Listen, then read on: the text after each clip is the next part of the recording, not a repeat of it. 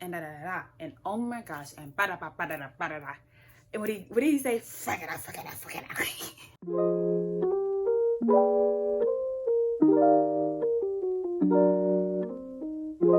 Hi guys, I'm KAYLA Sierra and welcome back to a brand new video. So for today's video, I will be doing a book review on my last two recent reads. I'm actually going to skip my most recent one since that was an audiobook and I'm currently listening to the second book of that series. So I want to do those together. So I'm going to the last two books that I read. And before we get into the book reviews, I want to give an update about how my reading has been going. I know I typically do that at the end of the video, but I'm just like, go ahead and just kind of get it out because I was just looking at Goodreads to make sure I had all the information about my books up.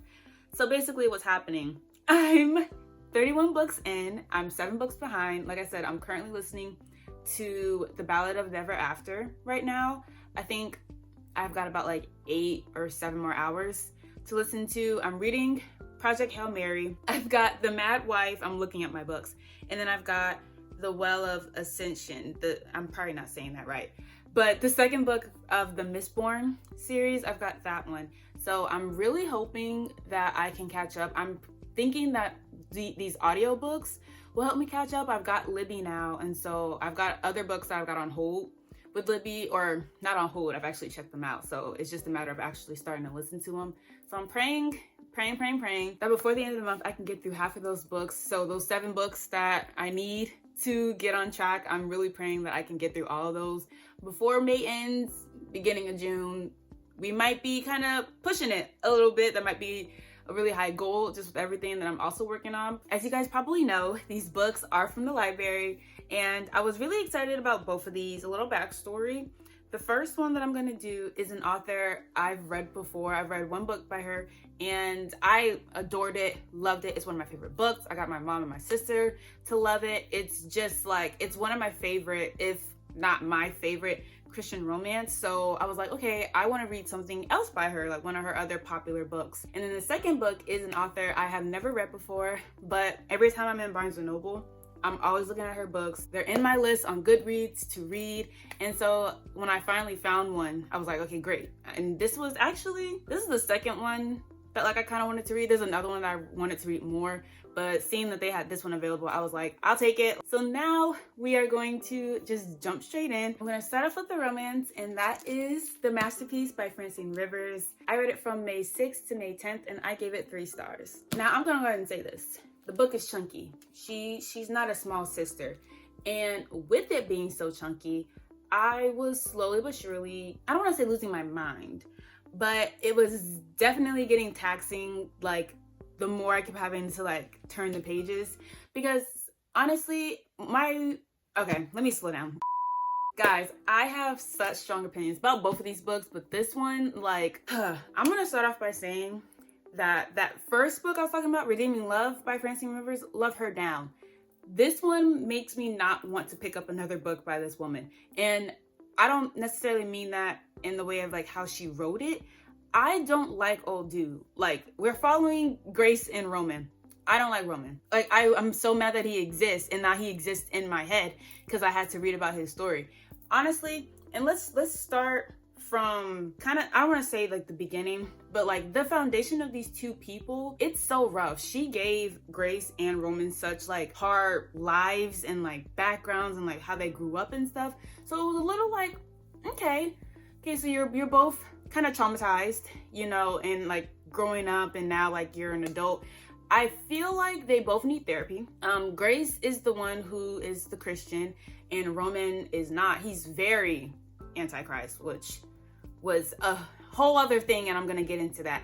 But Grace is a Christian and she has her son Samuel. And when Grace gave birth to Samuel, at first I believe she was still really young and she had just broken up with she had just gotten divorced or separated from her husband, and that was a whole other thing, child. And so when she gets pregnant by a different man, not her ex-husband, she's thinking like she doesn't want to like keep the baby. So she actually goes through the process of giving the baby up for adoption, but at the last minute, right when she gives birth and she's holding Samuel, she's like, no, like I want my child. And the family is nice enough to be like, okay, like you want your child, like you can stay with us or whatever. But the mama, and it's a husband and wife, and I believe they have like 3 kids, maybe 3 or 2 kids of their own. And so the mom, all throughout this book, is basically keeping Grace from being a mom. And that's where one of my first problems lies, is because Grace don't got a backbone. Grace, even when it came time to like stand up for herself, she really didn't do much. The woman, like, she was given like obsessive, like she was not gonna let it go, even with what Grace was saying and stuff. But I feel like if Grace had been more like hard and firm, then maybe she probably would have gotten the hint a little more. She probably would have still been a little like, oh, but like still can like I do this, da da da da. But when you're like, you really lay down boundaries, someone else might try to like push past them. Eventually they're gonna realize that like, you can't push me. Because that's how she got away with a lot of stuff that she was doing and not allowing Grace to be Samuel's mom, was because she knew that Grace didn't have no boundaries. She could be pushed over, and Grace was low-key still letting her push. But yeah, so Grace and her son. Grace is struggling to find a job. She finds an assistant job with Roman. Now, Roman is an artist, but he also does graffiti. That's something kind of like in his past. He does graffiti. And so, very tortured man, very down in the dumps, no hope, no faith, just like wallow in self-pity. Nothing's good in the world. Why? He's got this big house, an amazing view, and doesn't even appreciate the view. Just sulking all the time. Just horrible person, basically. And she is already kind of apprehensive about like working with him, but she's like, I think she gives it like a month or so, and it's like, we'll just see about this, and then we'll go from there. And of course, slowly but surely, I don't even understand where the attraction started. Like, reading this book, I don't think I've liked this man since I opened the book. And that's just me being completely honest. I'm not sure what the appeal was, but truthfully, my biggest thing with Roman is, 1, yes, he needed therapy, but 2, I can appreciate his coming to Christ moment, which I'm not gonna get too into, because if you want to read the book for yourself, then you can see how like he goes through that. Up until that point, I don't like when characters are invasive but then don't want to talk about their stuff. They don't want to be pushed, but they will push other people. I don't like that. I actually, hate's a strong word, but I hate it. It bothers me to my core when people do that. So him being like that in this book was just kind of like strike 1. Really, honestly, that was probably strike 3 after everything else. But the way he was just like so dismissive of Grace and her faith, like anytime she would kind of talk about it, and I'll give it to Grace, she wasn't just like preaching her faith to him. It was more so like, oh yeah, you know, like, yeah, I'm a Christian, I've been going to church, da da da, like little things like that. But it wasn't like she was trying to force her faith onto him or anything. And Buddy Boy I don't tolerate the words in which he formed to talk about Christianity. For Francine Rivers, I actually ponder how hard that was for her to write those things, because she is a Christian herself. And I know that there are people who are out there with those sort of views. My biggest thing is there's a respect aspect. Like, you want me to respect the fact that you don't believe in this thing, then I'm gonna need you to respect that I do believe in this thing. Like, I don't like that tit for tat sort of thing when people get to going, and it's like, I'm not gonna push my faith out onto you because I don't believe that's right. I believe if someone wants to explore their faith with Christianity and things like that, like, that's your own journey. Like, I'm not going to force it onto you, because that's not the right way to go about it. You're not gonna sit here and think you can say whatever to my face and I'm just gonna take it. Maybe I need to work on my patience a little bit more, but I feel like that's just, it's a lack of respect. But honestly, with Roman's journey and like discovering who God is and like his relationship, can I be completely honest? And maybe, I know it's been a while since I've read it and I might be remembering things a little differently, but like, he was becoming a Christian, and therefore I feel like there weren't enough moments where he was like praying and like what am I trying to say? Not rebuking. What is the word? Repenting. Thank you, Jesus. He was repenting for his sins and stuff. It didn't feel like there are many moments like that. Like, you could see where it was like God was talking to him at different points. And like I said, like that, the moment where he kind of like realizes the path that he's been going down is gonna lead him to destruction and hell. And so like that's when his eyes kind of open. But I would have loved to see him really dive more deeper with his faith, maybe like reading his scripture and things like that. Also, and this goes with Roman, but I'm gonna touch on it. Miss Francine, why would you introduce a love interest for Grace and then toss him to the side and make him end up with her friend? What sense did that make? You know how excited I was for Brian? I loved Brian. Brian was perfect. Brian was everything Grace needed. He hit every single thing she wanted. She didn't have to feel so small and disrespected and all these different things that Roman was doing to her. And I get it, like whatever, there's no passion, fine. But you have to let these things grow. It's not immediate, and I don't remember exactly how long they were dating, but it's like, you didn't give him a chance. But when it came out that it was like he was feeling her friend, I was like, that's gross. That's gross. Because if I was seeing the guy, even if it wasn't kind of going somewhere with me and him, I realized that like you feeling my friend or whatever, I'm kind of like, okay, that's a little strange. It is, especially if like, because Grace was starting to like genuinely have feelings for him too. Me and my friends are very clear. Like we don't mix and dabble. Like that's just weird and that's gross. Especially, I mean, y'all have kissed. I don't want to kiss a man my friend has kissed. That's gross. And honestly, if my friend has liked you and she's seen whatever in you, you're automatically ugly to me. That's just how it works. I don't make the rules. And so I was very much bothered by that because honestly, and I don't even remember now if it was like Brian and her friend really ended up together. I don't remember what that was kind of like, if there was actually like an ending where they ended up together. I'm pretty sure. But you know what the crazy thing is? How she met Brian was her friends set up a dating profile for her without telling her and then matched them together and set up the date without telling Grace. So old girl technically saw him first, but like if you saw him, it was like, oh yeah, he's cute or whatever, and she might have been sitting there creating little fairy tale moments and stuff and like stories in her head about the two of them whilst setting them up, hearing about him from Grace, seeing him and all this stuff. And then lo and behold, because I think it was when they were at the hospital when Grace had realized how they like looked at each other. And mind you, that was the first time that they saw each other in person. But I'm just like, really? Are you sure? And after that, like when other people brought it up, it was just kind of weird. Like neither of them were really kind of saying anything. It was just weird. I loved Brian. I wanted Brian and Grace to end up together, but obviously it's about Roman and Grace. I did not want them to end up together. I fully was like, he has to go through, I don't know what, for me to like root for him. I did not want Roman and Grace to be together. I was really hoping that something was gonna happen and this wasn't going to be a happy ending. I would have been completely fine with that.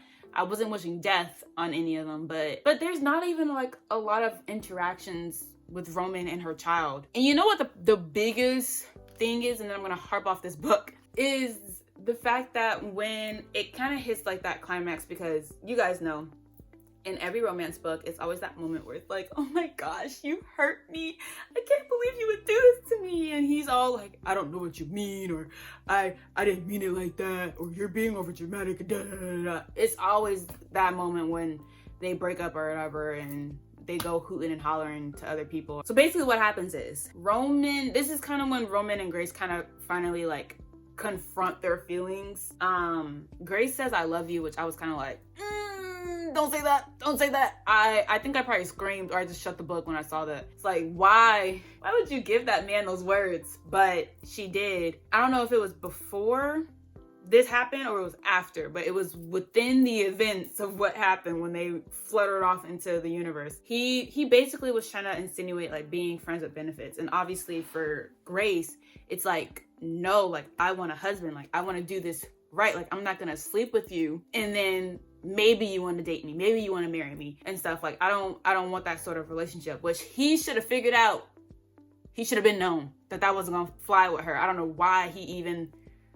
It's just as bad as when Benedict was like, be my mistress. It's just like, what what are you doing? Because I mean, honestly, if that's all that he could give her, like, I guess, but still, you knew this girl. You knew her, and you should have known in your head that offering to be friends with benefits was not gonna fly with her. And then pushing past her boundaries in that sort of way too, like, you're dumb and you're stupid. And so obviously she goes boohooing into the night, and she moves to a different part of California. He's finding himself now in Christ and everything. And I don't mean to be, I don't mean to be ugly in like how I'm saying that, but like, I feel like all this stuff was rushed. Like, him coming to Christ was maybe like, it was about this much of the book left, like after his accident, like when he comes to Christ. And it's just like, that wasn't enough time. Yeah, it might have seemed thick, but that's not enough time to really get this information we needed going. And I don't like when books do that. Like, you give me all this fluff, they have a little bit of an argument here, and then whatever they need to rectify that is like this. Like, why are we not allowing these two people to really deal with what's going on, but then also heal from it? Anyways, so she moves, he does what he's doing. Roman and Brian actually have like a really good friendship, which I actually enjoyed. I liked that Roman had a good influence in his life. I don't like Grace during this time, because it's characters like this, when stuff like this happens, you move away, you go wherever, you tell everybody who is close to you not to tell this person where you live, anything about you, and all this da. But then you're steady mad that they haven't asked, or they haven't reached out to you, they haven't done all this stuff, and it's like, you've made it to where they couldn't find you. Like, I don't remember if she changed her number or like went that far, but I'm like, you literally set out so this man could not find you regardless of what was going on. And so now you're upset because he hasn't called you, because he hasn't asked anybody like where you are, which he has asked Brian, he has asked Shanice, her little like friends and stuff. He's asked like, where is she at, like, can you tell her this or da, and they're like, no, like, she does not want you knowing where she is and stuff. Are you dumb? Like, make it make sense, because then I can give it to Brian with not pushing that, because it's like, she says she doesn't want to see me. I'm not gonna sit here and then stalk her or follow someone who might be going to go see her and stuff like that, because then she would have been boohoo crying, talking about some, oh, you pushed past my boundaries, I'm not ready to see you, I can't believe you did this, da da da da. So which is it? Do you want him to continue to disrespect you and your boundaries, or do you want him to finally respect you? Which, you can't have both. Pick one. Because then there was one part when her aunt, Grace's aunt, was like, you know, like, you should reach out, like, you should do da da da, like, you guys, I don't think she said they were meant to be, because that would have been a lie, but just along the lines of like, y'all need to talk. And Grace is like, has he asked you where I am? Has he reached out to you? Has he da da da da? And the aunt's like, no. And she's like, exactly, like, he doesn't actually care about me. And I'm like, first of all, Roman needed to really figure out himself, and he really needed to be by himself, be back by himself, because he really secluded himself, and like find out who he was just with this new like light in his life. He needed that time to like do that, because he wouldn't have been the man that she needed, which, once again, don't think that he's the man that she needed. Honestly, I'm harping on Roman a lot, but Grace ain't a cup of sugar either. Let's just get that point blank period. But he needed that time by himself. I think it would have been a disservice to his walk if he had Grace as a distraction, because they would have just ended up punching and bunching, or it wouldn't have been a great start to their relationship, when really their relationship wasn't really anything. Oh my gosh, I just remembered, I hated this part of the book. Do I spoil this? Do I say this? This probably is what solidified the 3 stars. I think these two people, I almost called them a name I can't say, but they were not even dating. He proposed when he finally went to go and like see her, and like at her new house and everything, and whatever little big speech that they had. Why did he propose? Why did he propose? 3 months, I think they went to marriage counseling. No, I don't, it was something, hold on. It was 3 months, I believe, when they went into marriage counseling. He had finally reached out to her and asked if they could talk. She says yes, so he's going to her house. They have their little moment. Perfect, great, amen. First of all, Samuel, this man wants to be your daddy. Okay, yeah. Laughing, Roman shook his head. I don't know yet, but I didn't just want to stop by on my way back to LA to say, hey, by the way, I'd like to marry you. I'm sticking around until you do. Marry you? Yeah, after 3 intensive months of pre-marriage counseling, they felt equipped to wed. You know, I don't have a problem. I'm gonna make this clear. I don't have a problem with people who get married fast. That's not my problem. That's not my problem. I think if that's your relationship and that's kind of how like it's progressing, then like by all figures, like be happy, be in love, go get that document. I love it. My issue is when y'all left off of y'all's situationship, because that's what it was already kind of like in shambles. Y'all had one conversation, not two, one conversation after however many months of y'all not seeing each other. Marry me. Like, I know I might still love you, but I'm like, you're funny. I think we should actually, you know, do a few, like we have a few steps we're forgetting and that we're jumping ahead. So let's go over those first before we get to marriage, and then I'll come back to you. That didn't sit right with me. The next book is a thriller, and it is The Good Daughter by Karin Slaughter. I read this from May 11th to May 13th, and this book also got 3 stars. Before I get into this, I want to double check something really quickie dicky. Okay, so I was right. Is there anything in the acknowledgements about this thing? So basically, what I have to say first off, with this book, there's no trigger warning. When you have a book that deals with such graphic things, and not too graphic, but graphic enough that it physically made me like cringe and stuff and like feel so uncomfortable, you need a trigger warning. She doesn't have a trigger warning, which is disappointing, and that's something that I'm very firm on when books talk about like difficult topics and stuff, or topics that are hard for people, in that, you know, in a lot of different books, you know, these people can go through real life experiences that people unfortunately have to deal with, and they have to have lived through, you know, really traumatic events of their lives. And so when you're depicting those things in books, and it's not just like a mention of it, because there's plenty of mentions of several things in here that it's like, oh my gosh, we are watching the characters experiencing. You should warn them. You should just kind of be like, hey, heads up, this is what's going on. But that's not what happened. So that's a really big like no for me. So I was very uncomfortable. Once I had finished reading it, I told that to my sister and one of my best friends when my sister asked like how it was, and I was just like, there's no trigger warning. And that makes it really hard to read books, because, you know, I have to be mentally prepared. You know, if I had a little bit of like guard up, like, okay, I know what to expect at some point, I probably would have been fine. I have plenty of things to say about this book, but since this one's a thriller and, you know, it has all of its twists and curves and hills and valleys and dips and trips and stuff, there's not too much I can say without it being too much.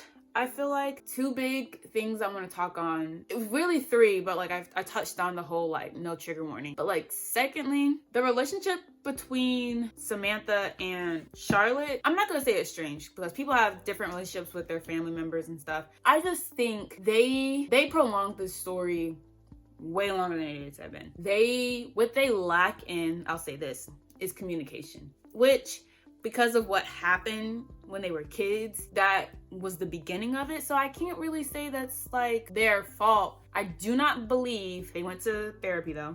I know one of them had to go through therapy and stuff, but definitely needed therapy. And I know it was hard for them just in general growing up where they did, because their dad was a defense attorney, and there's a stigma against defense attorneys just in general.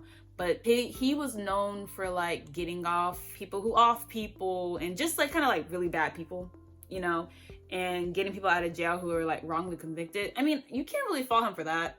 If I was wrongly convicted, I shouldn't be in jail anyway, so I would hope someone would get me out. And then when the the events of like what happened in their childhood like happened, that is kind of like what tore them apart. There were just different moments where I had wished that they had done better with their communication, but then them as a family and like the way they talked and everything, it just didn't seem like there was a lot of love going on. And honestly, there are moments where I couldn't hold them to that or be like too hypocritical about their relationship, because I mean, you never really know when you go through something as traumatic as that, and you know, it turns you into different people. And so either people trying to like turn you back into like who you were before it happened, or you're trying to discover who you are and you feel like no one's allowing you to like figure that out or like be this new version of yourself. It can be a lot. It was just a thing of like, it was different moments where it was like, we don't have time for this. And that's always my problem. That's always my problem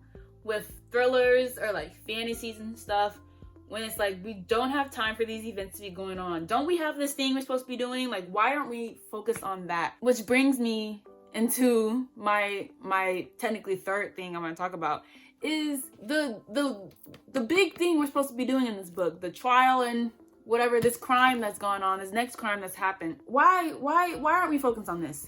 There were so many different moments where I was like, so what's happening with the crime?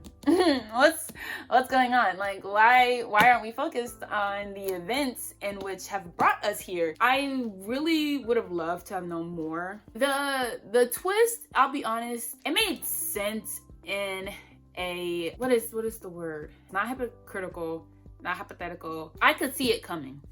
I'm sure there's another word that I could use to make that smaller, but I saw it coming.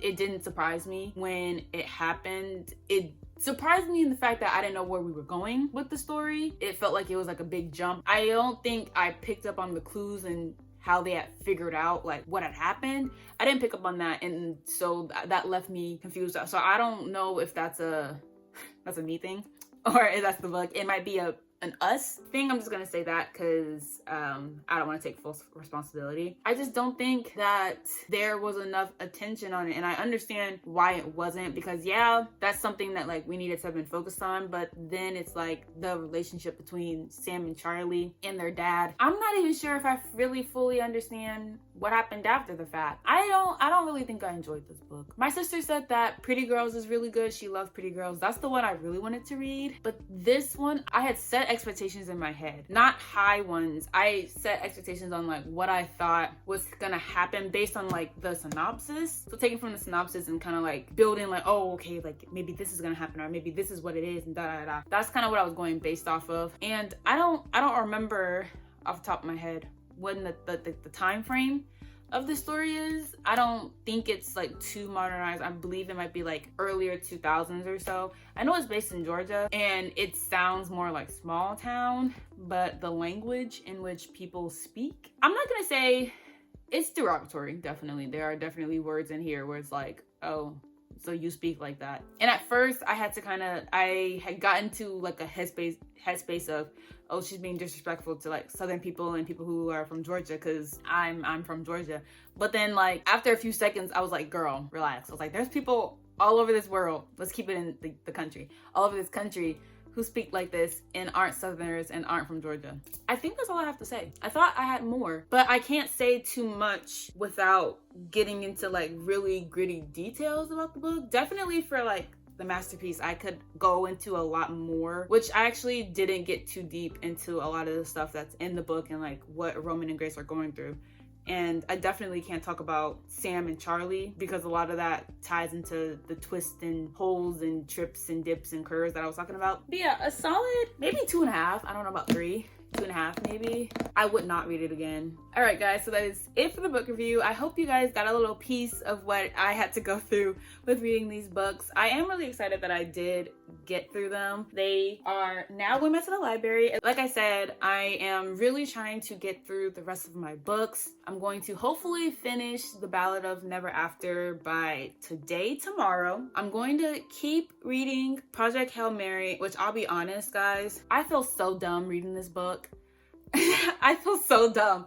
My friend who recommends a lot of books to me, he told me about it and I didn't even know that it was coming out as a movie. When I saw the trailer for it, like I think a week or so after he had told me about it, I was like, oh, like that's what Duh. But yeah, it's a lot of science and math jargon, and I'm trying so hard, but because I don't feel, and I know it's silly, I don't feel intellectually like advanced enough to read this book. Like, so I'm understanding, but I'm not grasping what's going on. So it's kind of been hard for me to really like dive deep and like immerse myself in the book. So hopefully we overcome that, because I think it's due back on the 27th and I can't renew it. And I told my sister, I was like, I refuse to DNF it, so I have no choice but to finish it. I'm going to start The Mad Wife probably today too. This will be the first time in a long time I'm reading 3 books at a time. All right, guys, that is the end of today's video. Thank you guys so much for watching. If you guys want to stay up to date on anything that I have going on, make sure you guys are following me on my Instagram and TikTok at KAYLA SIERRA, because a little birdie told me that there's some really special content coming about her book. I'm thinking there's gonna be a title drop soon. That's what I heard. That's what the gossip blogs are saying. I don't know. You guys are just gonna have to follow her to see if it's true or not. Don't forget to like, comment, and subscribe to my channel and share this with all your friends. I've been KAYLA SIERRA, and I will see you in the next video. Bye!